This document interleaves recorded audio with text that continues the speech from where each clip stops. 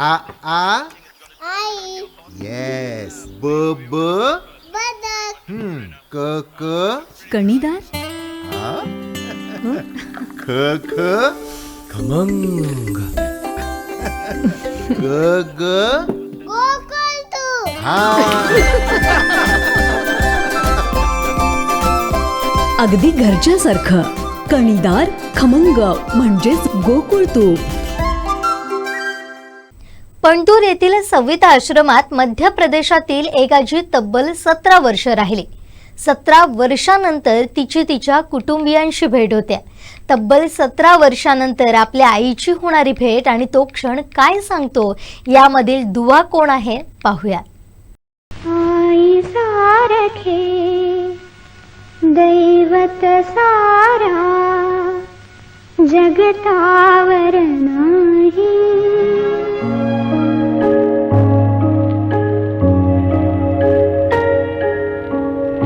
ही जी आजी बसली आहे ती 17 वर्षांनंतर मुलीची आज भेटली. 17 वर्षांनंतर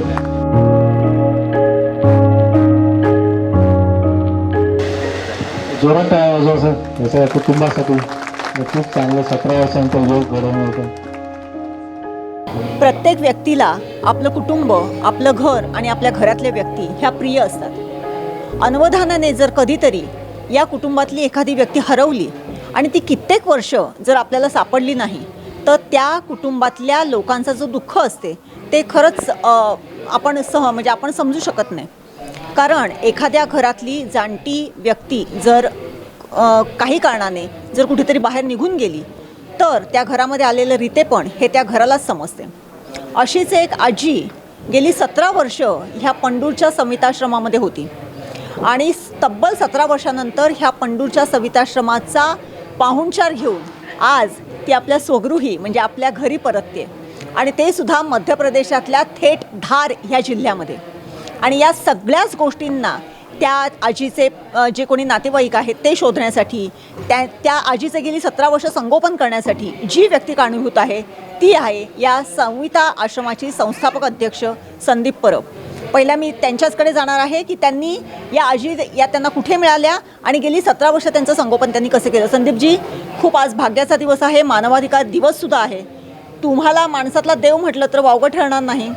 17 वर्ष ह्या आजी तुमच्याकडे होत्या, त्यांचं संगोपन तुम्ही केलं आणि आज त्यांच्या मुलीला, त्यांच्या बहिणीला त्यांची गाठ झालेली आहे. खरं तर त्या दोघींच्या चेहऱ्यावरचा आनंद तर मला दिसतोच आहे, पण तुम्ही एक व्यक्ती म्हणून जेव्हा आपण 17 वर्ष एका व्यक्तीला आपल्याबरोबर वागवतो त्यावेळेस एक भावनिक नातं तयार होते. काय सांगाल आजच्या दिवशी? खरंच आजचा दिवस खूप चांगला आहे आणि विशेष त्या कुटुंबांचे खूप आभार व्यक्त करतो की आपल्या आईला 17 वर्षांनी मुलगी तिची त्यावेळी फक्त 4 वर्षाची होती. त्यानंतर तिचे वडील वारले, लग्न झालं, ह्या सगळ्या परिस्थितीत आपली आई नाही आहे आणि आई आज मिळाली आहे आणि ती कोसोदूर म्हणजे मध्य प्रदेश कुठे आणि महाराष्ट्र कुठे, सिंधुदुर्ग कुठे, त्यात गोवा बॉर्डरच्या या सविता आश्रमात त्या आल्या, आज घेऊन जात आहेत. खूप भरून आलं आहे. ती पण खूप रडत होती. त्याच्या बहिणी आल्या आहेत, जावई आल्या आहेत, सगळेजण. आज एक आमच्या दृष्टीनं तो भाग्याचा दिवस आहे. आम्ही ही आजीच नाही तर आत्तापर्यंत आम्ही 432 लोकांना त्यांच्या घरी नेऊन सोडलेलं आहे. UP, बिहार, नेपाळ, बांगलादेश, गोवा, देशातल्या विविध भागातून लोक आमच्या या जिल्ह्यामध्ये येतात आणि त्यांचं आम्ही सांभाळ करतो आणि त्यांचे ॲड्रेस शोधतो. विशेषतः आमचे किसनभाऊ चौरे जे आमचे ट्रस्टी आहेत ते हे सगळं खूप अभ्यासपूर्ण काम करतात आणि त्यांच्या घरी सोडण्यात आम्हाला यश आलेलं आहे. बरोबर. एक कुटुंब, एक आजी किंवा एका आईचं पुन्हा मिलन तुम्ही तिच्या मुलीशी करून दिलेलं आहे. आई आणि मुलीतलं नातं काय असते हे जगजारी आहे, ते सांगण्याची काही गरजच नाही आहे. आज एक खूप चांगला दिवस आहे, भाग्याचा दिवस आहे. कसं वाटतं आजच्या दिवशी एका मुलीला तिची आई तुम्ही मिळवून दिलेली आहे? खूप चांगलं आनंद वाटतो आहे आम्हाला की आईची आणि मुलीची आज भेट घडते आहे. 4 वर्ष कुठे नाही, आज ती जवळजवळ एक 30 वर्षाची असेल, 28-30 वर्षाची असेल, जी आज आपल्या आईला परत घेऊन जात आहे. आणि आई असणं हे सगळ्यात म्हणजे परमेश्वरापेक्षा आई मोठी आहे. आई वडील मोठे असतात म्हणून आम्ही सांभाळ करतो की ज्यांना आई आहे ते सुदैवी आहे या जगामध्ये. पण त्या मुलीची आई ती घेऊन जाते, पण तुम्हाला जी आई म्हणून गेली 17 वर्ष लाभली ती तुमच्यापासून दूर जाते. काय भावना आहेत तुमच्या? खूप वाईट वाटतं की अशा कुठेतरी नातेसंबंध निर्माण झालेलं असतं, भावनिक नातं संबंध निर्माण झालं असतं. परंतु ती आई आहे शेवटी कोणाची तरी, आणि आमचं हेच उद्दिष्ट आहे की आईने आपल्या मुलांसोबत राहायचं आणि मुलांनी आईसोबत राहायचं आयुष्याच्या अखेरपर्यंत, आणि तो हा एक भाग आहे. जर आम्ही किती जरी म्हटलं, आम्हाला वाटलं तरी आज शेवटी कुटुंब न्यायला येतं तो मोठा आनंद असतो. आजच्या बदलत्या समाज परिस्थितीमध्ये की अशी कुटुंब आहे की एवढ्या कोसो दूर येऊन आपल्या आईला घेऊन जातात, तो आनंद मोठा आहे. बरोबर, नक्कीच. आपल्याबरोबर आहे मुन्नीबाईंच्या ची मुलगी, की जी मुन्नीबाई जेव्हा घरातून बाहेर गेल्या, निघून गेल्या, त्यावेळेस त्या फक्त 4 वर्षांच्या होत्या. आज त्यांचं लग्न झालं आणि त्यांना एक मूल आहे. आपण त्यांनाच विचारूया, आज इतक्या वर्षानंतर मैं आपको पूछना चाहती हूँ कि इतने बरस के बाद, यानी 17 बरस के बाद आपकी माँ आपसे मिली है. जब वो चली गई थी तो वो 4 बरस की थी, आप 4 बरस की थी. अभी आपको 1 बरस का बच्चा है. आप कैसे महसूस कर रहे हो आज के दिन में? बहुत अच्छा, बहुत खुशी हो रही है मेरे को कि मेरी मम्मी मिल गई है. ऐसे अकेले ही रहते थे हम, कोई भी नहीं पूछता था हमको. भले ही से वो बैठे ही रहेंगे घर में तो हमको अच्छा लगेगा बस. लेकिन आपको जब पता चला कि आपकी माँ यहाँ पे है, तो आपके पहले ये क्या थे, भावना क्या हाँ, बहुत एकदम उनकी फ़ोटो देख के एकदम रोना ही आ गया कि वो क्या थे और क्या उनकी हालत देख के बहुत बुरा लग रहा है कि पहले हमने उनको बहुत ढूंढा था पर वो मिले ही नहीं. बहुत दिनों बाद मिला, बहुत अच्छा लगा. लेकिन इतने बरस, अभी 17 बरस वो आपको नहीं मिली, तो आपने क्या सोचा था कि वो है नहीं है?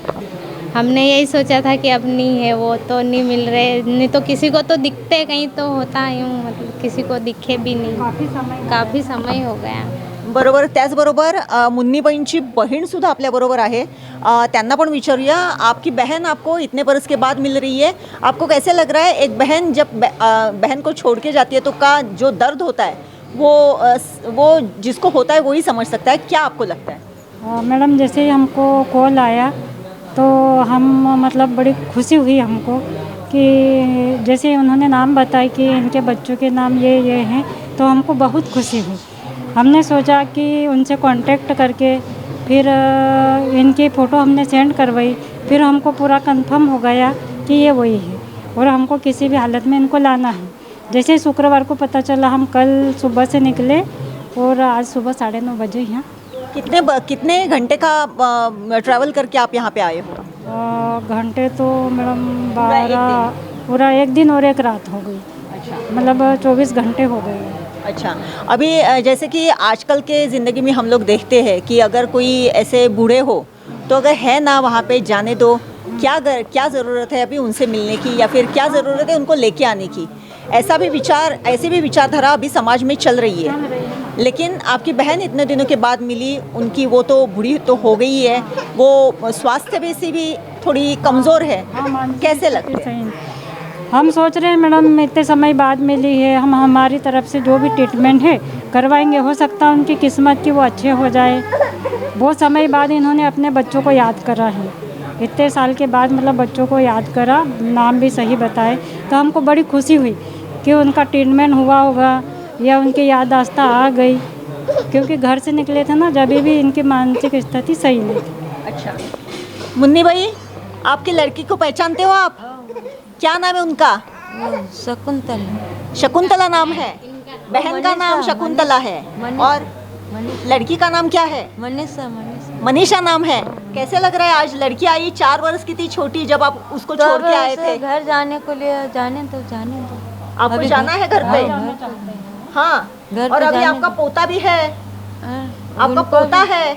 तब ऐसे गाड़ी में बैठ के इनको छोड़ दो, नहीं तो हम पाँव चल जाएंगे. इनको गाड़ी में छोड़ दो और हम पाँव जाके. पाँव नहीं, आपको भी गाड़ी में लेके जाने के लिए आए हुए, वो आपको भी गाड़ी से लेके जाने के लिए आए हैं, तो उनको साथ लेके जाएंगे. अच्छा, साथ लेके जाओगे. आपण बघितलं की 17 वर्षानंतर एक मानसिकदृष्ट्या वीक झालेली महिला मध्य प्रदेशातून महाराष्ट्रात येते, महाराष्ट्रातून सिंधुदुर्गात येते, सिंधुदुर्गातल्या पंढूरसारख्या एका गावात समिता आश्रमात येते. आणि आत्ता तिची इच्छा हीच आहे की आपल्या कुटुंबासमवेत आपल्या घरी मध्य प्रदेशातल्या धार जिल्ह्यामध्ये परत जावं. आणि निश्चितच हा तिच्यासाठी खूप आनंदाचा क्षण आहे.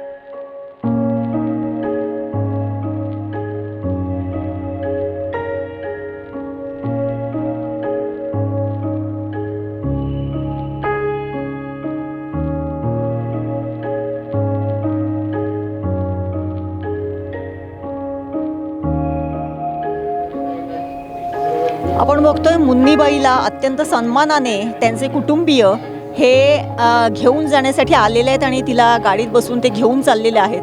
निश्चितच एकदा एक आई, घरापासून दुरावलेली आई जर पुन्हा आपल्याला मिळाली तर त्याचा आनंद काय असू शकतो हे या सगळ्याच कुटुंबियांच्या चेहऱ्यावरती आपण बघतोय. मुन्नीबाईसुद्धा खूप खुश आहे. इथे त्यांचे जावई आहेत की जे जावई त्यांच्या मुलीबरोबर आलेले आहेत आणि या सगळ्या कुटुंबियांसमवेत ती आजच्या दिवसभराचा प्रवास करून आपल्या घरी मार्गस्थ होणार आहे.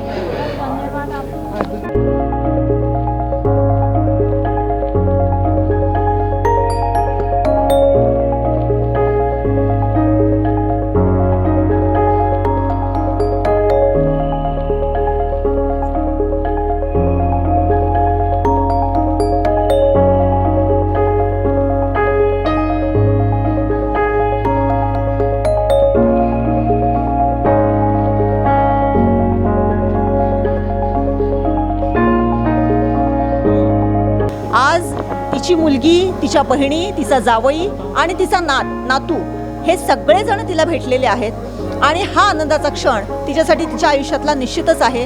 आणि याच्यासाठी सगळ्यात महत्त्वाचं काम केलेलं आहे ते संदीप परब यांनी. संदीप परबांसारखी माणसं जर या समाजात असतील तर निश्चितच या समाजामध्ये अशी भटकत असलेल्या माणसांची जी काही व्यथा आहे ती कुठेतरी थोडीशी शांत होईल अशी आपण अपेक्षा करूया. कॅमेरामन साहिल बागवेसह देवयानी वरसकर, पंडू.